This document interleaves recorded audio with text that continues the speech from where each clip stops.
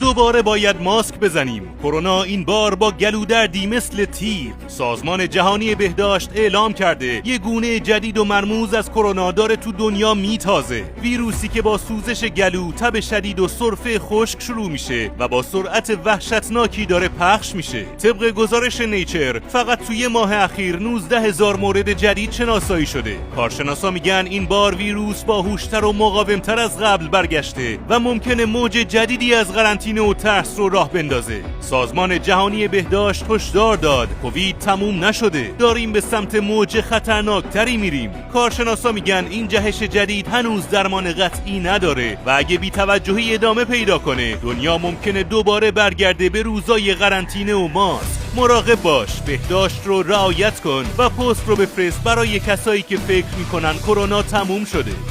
اگر درگیر روماتیسم مفصلی و بیماری‌های پوستی و اگزما یا MS هستید، عدد 5 رو کامنت کنید.